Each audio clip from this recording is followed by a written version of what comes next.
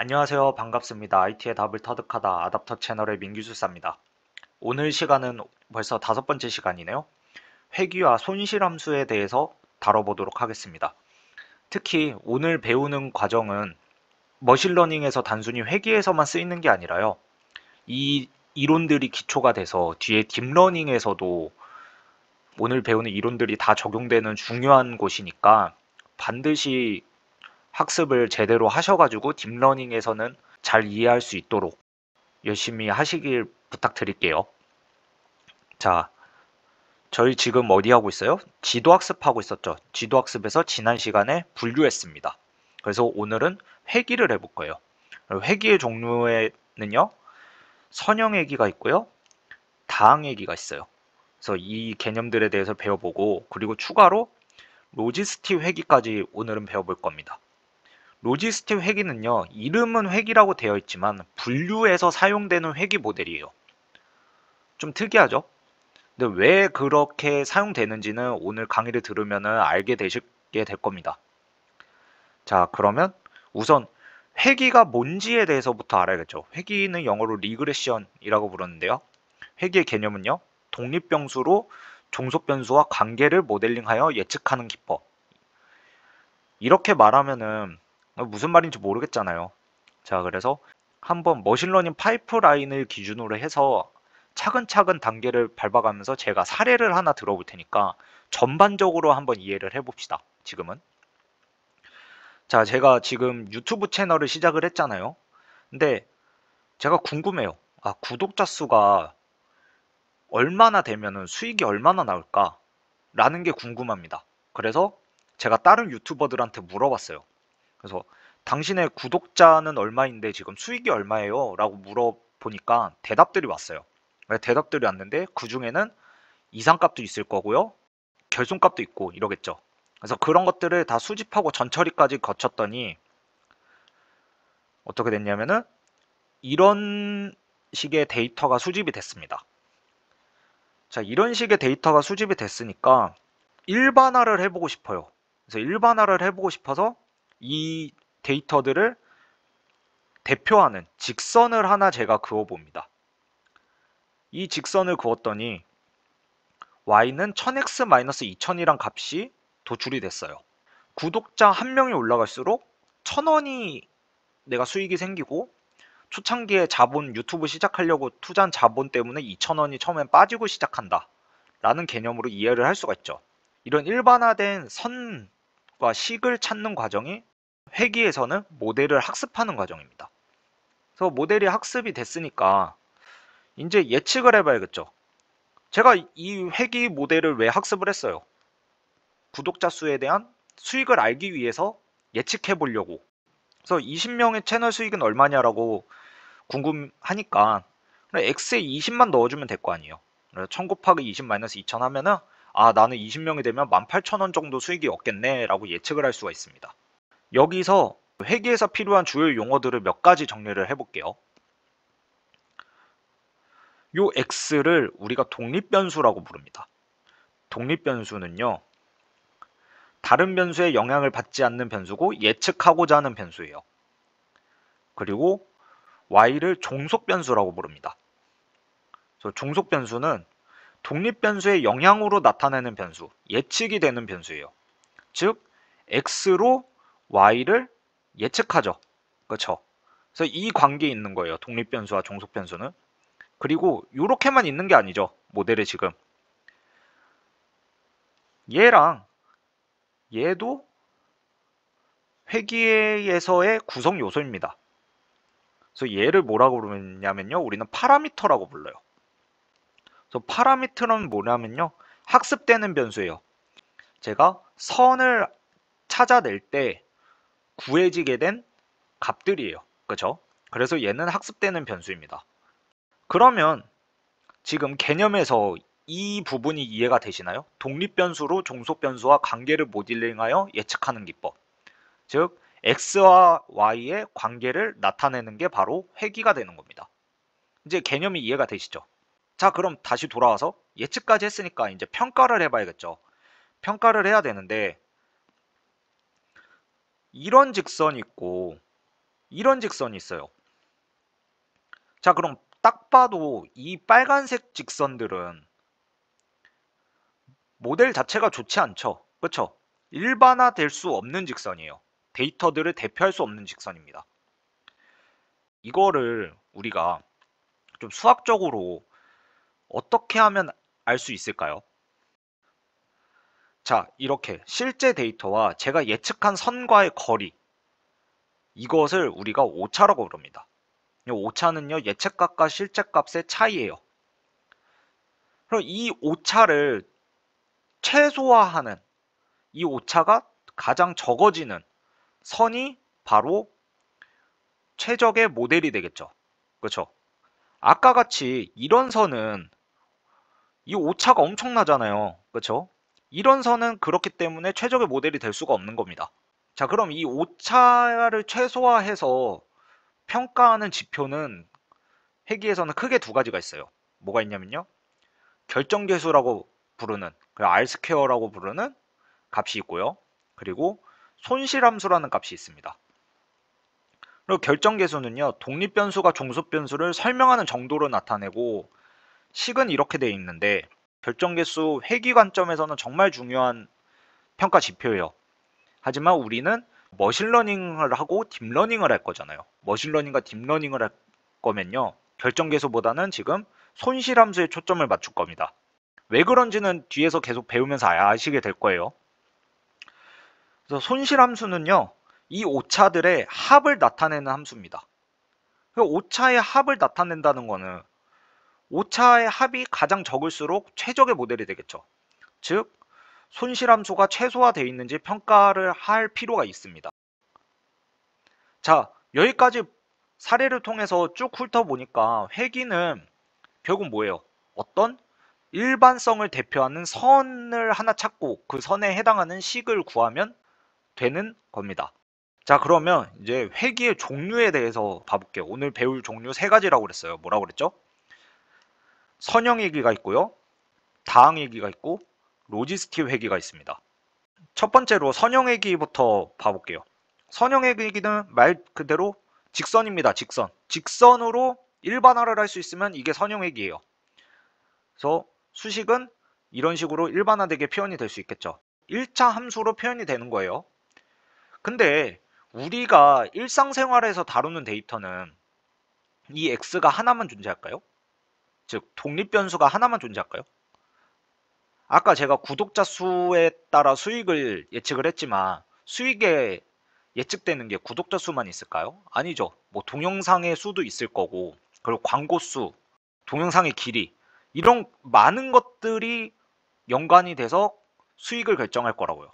즉 일상생활에서는요. 독립변수가 하나가 아니라요. 독립변수가 둘 이상의 데이터들을 맞이하게 되고 그 데이터를 통해서 우리가 머신러닝이나 딥러닝을 수행하게 될 겁니다. 자, 이거를 우리가 다중회귀라고 불러요. 독립변수들이 여러 개 들어가게 되겠죠. 그렇죠? 그럼 얘는 다중회귀에 플러스 선형회귀니까 다중선형회귀라고 부릅니다. 이때에 이 W를 우리가 가중치라고 부르고요. 요 뒤에 베타를 편향 혹은 절편이라고 부릅니다.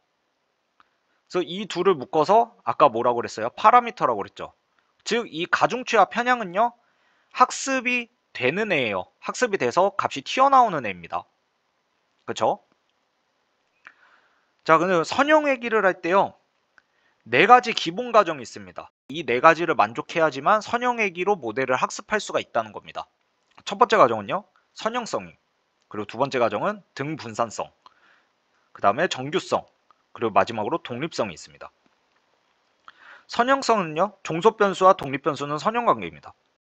자, 얘랑 얘는 선형관계이지만 선형회귀가 되겠죠. 뭐 당연한 말이에요. 그리고 등분산성은요. 잔차의 분산이 고르게 분포한다. 자, 잔차라는 단어가 나왔는데 오차랑 똑같다라고 생각하시면 돼요. 사실 오차와 잔차는 개념이 조금 다르긴 합니다. 오차는 모집단과의 예측값의 차이가 오차고요. 잔차는 표본집단과 예측값의 차이가 잔차예요. 그 다음에 정규성을 만족한다. 정규성은요. 잔차가 정규분포 특성을 지녀야 된다라는 거고요. 그 그다음에 독립성은요, 독립변수들 간에 상관관계가 없어야 됩니다. 자, 이 독립변수들 사이에 서로 관계가 없이 이 독립변수들로 요 y를 예측을 해야 되는 거예요. 그쵸? 회귀는. 근데 얘를 예측해야 되는 게 아니잖아요, 우리는. 그래서 요 독립변수들이 서로 관계가 없어야지만 선형회귀로 학습을 할 수 있습니다. 근데 우리가 선형회귀를 모델링을 하다 보면요, 모델 학습이 잘 안 될 때가 진짜 많아요. 왜 그러냐 하면요, 독립변수가 강한 상관관계가 나타나는 문제들이 종종 발생을 하기 때문입니다. 다중공선성 문제라고 불러요. 그래서 다중공선성 문제는 꼭 해결이 돼야 선형회귀를 적용할 수 있다라는 거예요. 자, 그럼 선형회귀를 했으니까 다항회귀를 해볼게요. 다항회귀는요, 선형회귀의 거듭제곱으로 추가된 특성을 가집니다. 자, 이런 식의 분포를 그리는 데이터가 있어요. 이 분포를 그리는 데이터가 있는데 저희가 선형회귀를 배웠으니까 직선으로 내가 모델을 학습해야지 라고 학습을 했습니다. 그럼 이런 식의 그래프가 그려지겠죠. 근데 이 그래프는 일반화를 만족하나요? 만족하지 않죠. 그쵸? 자, 그래서 1차 방정식에서 2차 방정식으로 차수를 올렸어요. 그랬더니 좀 뭔가 일반화하는 느낌이 있어요. 이런 게 바로 다항얘기라는 겁니다. 자, 근데 제가 조금 더 학습을 잘하고 싶어가지고 차수를 엄청 많이 올렸어요. 차수를 엄청 많이 올렸더니 이렇게 학습이 됐습니다. 이렇게 학습이 되는 것도 사실 다항얘기죠. 왜냐면 거듭제곱으로 계속 특성을 추가했으니까. 근데 고차 방정식으로 학습이 됐겠죠. 자, 이게 좋은 모델일까요? 우리 3강에서 머신러닝에서 자주 마주하는 문제들 중에 오버피팅과 언더피팅이 있었습니다. 기억나시죠? 오버피팅, 언더피팅 중요한 개념이라고 했어요. 이거 기억 안 나시면 3강 가셔가지고 다시 보세요. 그리고 오버피팅은요, 높은 분산을 가지고 있고요. 언더피팅은 높은 편향을 가지고 있습니다. 자, 그러면은 선형회귀 모델은 어때요? 지금 이 데이터 분포에서 선형회귀 모델은 정답과 멀죠. 그쵸? 얘가 언더피팅이죠. 그리고 반대로 고차 방정식으로 학습된 이 모델은요, 빨간색 모델은요, 정답에는 100% 들어맞아요. 근데 심하게 흔들리죠. 그쵸? 그리고 일반화되지 못합니다. 새로운 데이터가 들어오면은 걔는 맞지 않을 거예요. 그래서 얘를 오버피팅이라고 부르죠. 자, 그럼 2차 방정식은요, 일반화됐다고 볼 수 있겠죠. 얘를 just fitting, 잘 학습된 애라고 볼 수 있습니다. 제가 처음에 학습을 할 때는 차수가 낮은 걸로 학습을 할 거예요. 근데 차수가 낮은 걸로 학습을 하니까 데이터의 특징을 정확히 학습을 못해서 언더피팅이 일어났습니다. 그래서 제대로 되게 학습을 하기 위해서 차수를 계속 올려요. 차수를 계속 올리면은 언더피팅은 줄어들겠죠. 그 대신에 차수가 계속 높아지면 오버피팅이 발생할 겁니다. 이 말은 무슨 말이에요? 높은 편향을 가지고 있는 모델을 지속적으로 학습을 하게 되면은 높은 분산을 가지게 될 거라고요. 즉, 편향과 분산은 트레이드 오프 관계에 있습니다. 편향을 낮추려고 하면요, 분산이 높아지고 분산을 낮추려고 하면 편향이 높아지게 돼요. 여기까지 따라오셨죠? 자, 근데 보통 우리가 회귀 모델을 학습을 할 때 보면요, 언더피팅 된 모델을 저스트 피팅으로 만드는 것보다 오버피팅 된 애를 저스트 피팅 하는 경우가 훨씬 많습니다. 그래서 오버피팅을 어떻게 하면 해소할 수 있을까 라는 관점에서 몇 가지를 다뤘었죠. 첫 번째는요, 파라미터 수가 적은 모델을 선택하면 돼요. 아까처럼 고차 방정식에서 오버피팅을 발생하면요, 차수를 내리면 돼요. 파라미터 수를 줄이면 된다고요. 그리고 많은 훈련 데이터를 수집해서 일반화를 시키면 되고요. 그리고 데이터의 잡음도 제거해주고, 그리고 마지막으로 저희가 모델에 규제를 가해야 된다라고 말씀을 드렸어요. 그래서 이 모델에 규제를 가하는 거에 대해서 조금 더 봐볼게요. 그래서 모델에 규제를 가하는 방법 중에 회귀에서는요, 손실함수의 규제항을 추가해주는 방법이 있습니다. 크게 두 가지 방법이 있는데요. 라쏘 회귀 기법과 리치 회귀 기법이 있어요. 자, 라쏘 회귀 기법은요, L1 규제라고도 부르고요. 리치 회귀 기법은 L2 규제라고 부릅니다. 자, 그럼 규제를 어떻게 하느냐? 비용함수. 여기 비용함수라고 썼는데 손실함수라고 같은 말이에요. 자, 이거 정리해 놓고 갈게요. 손실함수나 비용함수나 같은 말입니다. 그리고 문제에서 비용함수라고 나오던가 손실함수라고 나오던가 둘 중에 하나입니다. 비용함수는 코스트 펑션이라고도 해요. 자, 그러면 다시 돌아와서 자, 이렇게 규제항을 추가를 해줬어요. 그렇죠? 아까 말씀드렸잖아요. 오차가 최소가 될수록 모델이 잘 학습이 되냅니다.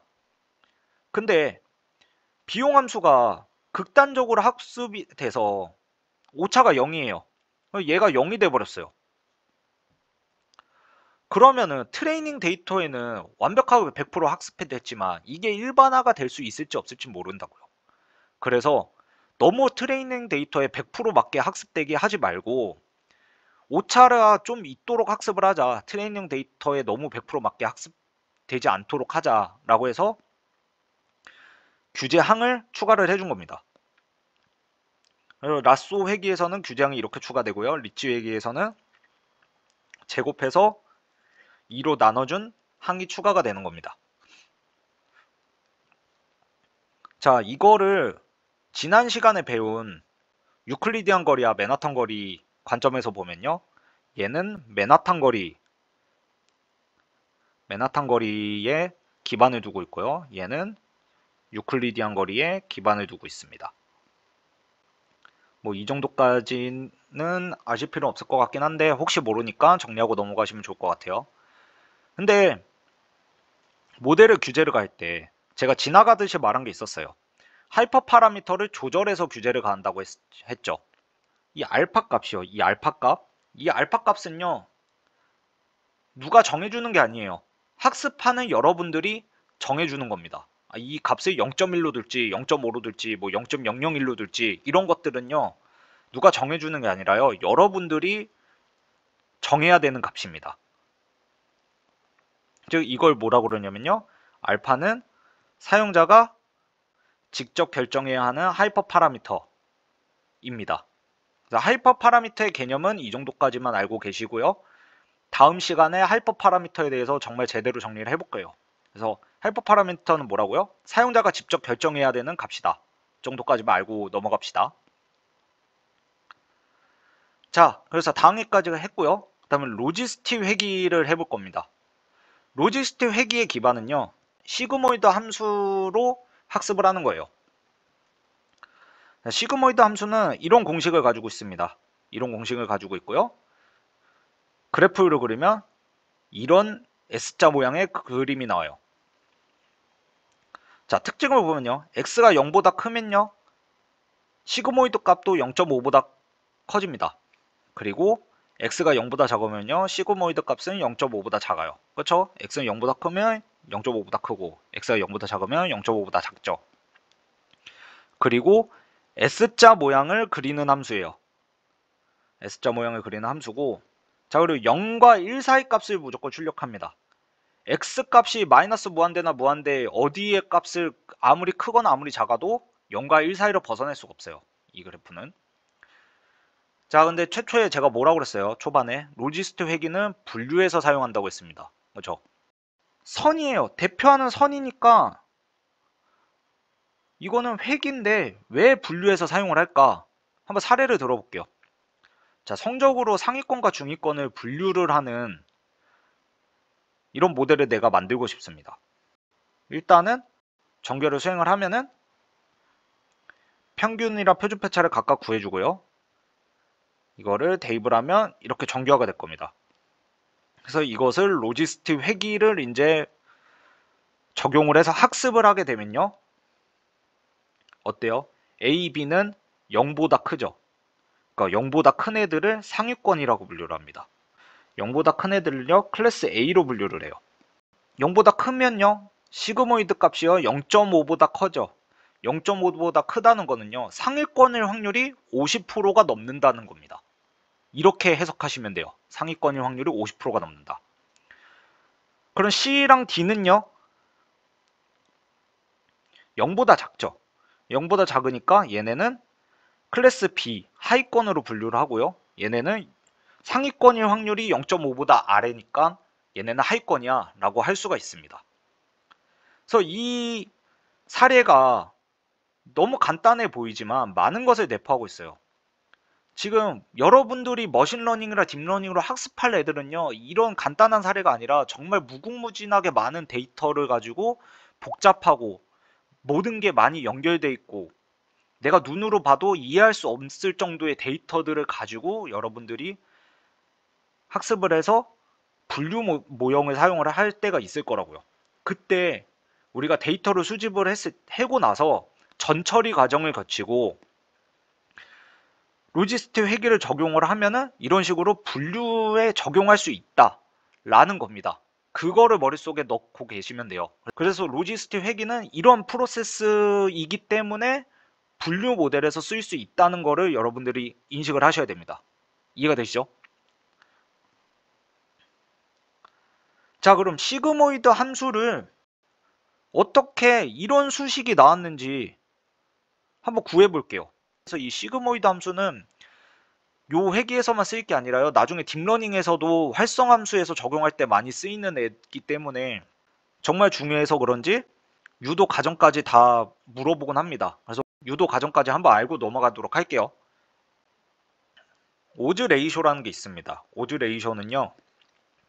일어날 확률과 일어나지 않을 확률의 비예요. 그래서 1-P분의 P가 되죠. 이 오즈 레이쇼에다가 로그를 씌우면 이거를 로짓 변환이라고 불러요. 오즈 레이쇼에 로그를 취한 것을 로짓 변환이라고 부르고요. 이거를 이제 P로 정리를 할 겁니다. P로 정리를 하면은 이렇게 도출된 게 바로 시그모이드 함수가 되는 겁니다. 그래서 크게 어렵지는 않으니까 어떻게 도출되는지는 알고 계시면 좋아요. 자, 그래서 로지스틱 회계에서 적용되는 함수 중에 시그모이드 함수에 대해서 우리 배웠습니다. 시그모이드 함수는 수식이 이렇게 되고요. 아까 클래스 두 개로 분류하는 사례를 보여드렸죠.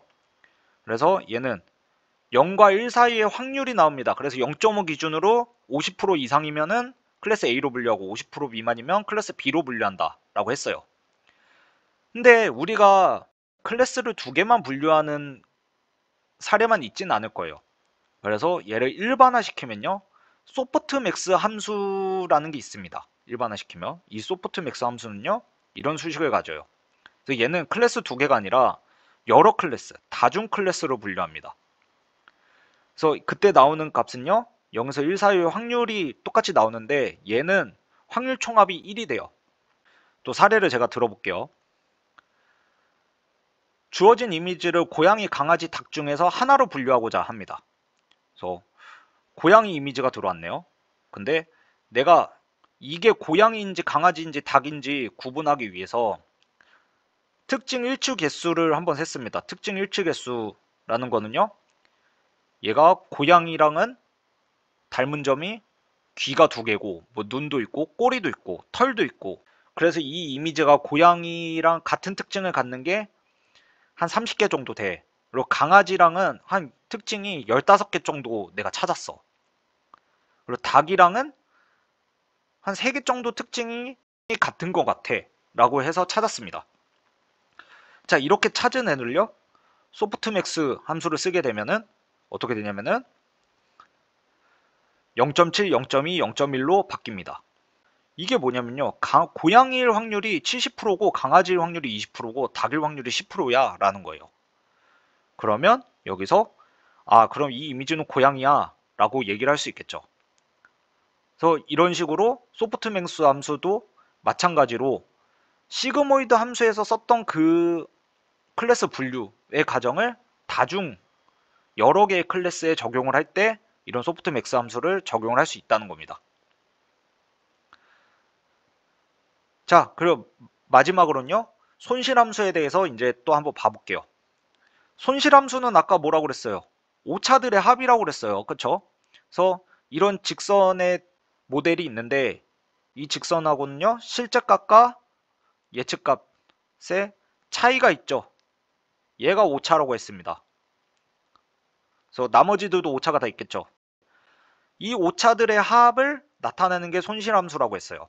그 손실함수는 그게 회귀 모델에서 적용하는 손실함수가 있고 분류 모델에서 적용하는 손실함수가 있습니다.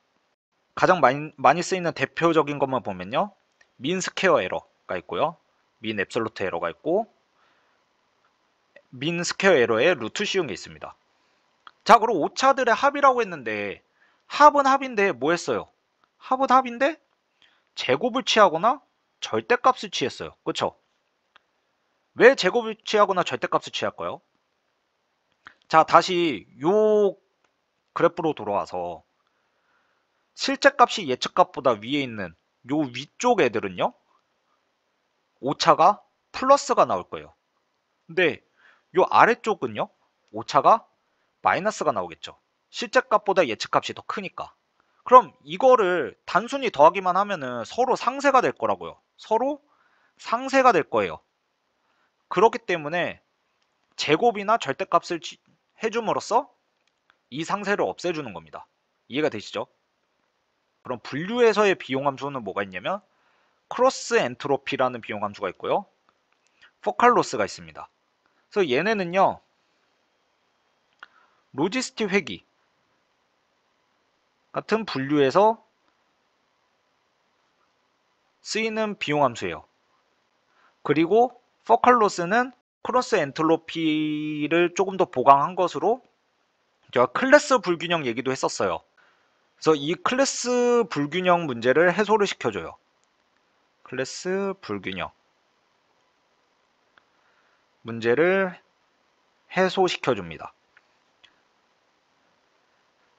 자, 이 정도로만 알고 계시면 돼요. 지금은 이 정도로만 알고 계시고요. 뒤에서 딥러닝 과정에서 분류를 할 때 이 크로스 엔트로피가 어떻게 쓰이는지, 포컬 로스가 어떻게 쓰이는지에 대해서는 설명을 드릴 겁니다. 회귀를 초점으로 다시 위를 보면요. 그래프가 손실함수가 이런 아래로 볼록한 그래프가 그려질 거예요. 그렇죠? 2차 함수거나 혹은 절대값을 씌웠으니까. 비용함수가 최소가 되는 이곳을 찾아야 최적화된 모델이 되죠. 그렇죠? 이 아래로 블록한 지점을 찾아야 최적화된 모델이 됩니다. 그럼 이 비용함수가 최소가 되는 지점을 어떻게 하면 찾을 수 있을까? 이거는 다음 시간에 경사관법이라는 것을 통해서 찾아보는 과정을 배워볼 겁니다. 자, 오늘 회귀에서 배웠는데요. 회귀의 개념은 익히고 나면 그렇게 어려운 게 없어요. 회귀는 결국 일반화된 선을 찾는 거예요. 일반화된 식을 찾는 거고요. 근데 이 회귀에서 배우는 개념들은요. 손실함수도 마찬가지고 회귀에서 배우는 시그모이드 함수 뭐 이런 여러 가지 개념들은 여기에서만 쓰이는 게 아니라 뒤에 딥러닝에서 가장 기초가 되는 이론 지식이 됩니다. 그러니까 오늘 강의는 꼭 반드시 잘 숙지하시길 바랄게요. 네, 그럼 수고하셨습니다.